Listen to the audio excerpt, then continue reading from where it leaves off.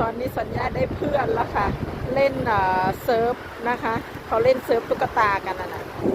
แบบทอยไงคะนะเคลื่องลงไปแล้วเขาก็จะ เคลื่องลงทะเลไปแล้วก็ให้เซิร์ฟมันขึ้นมานั่นนะเห็นไหม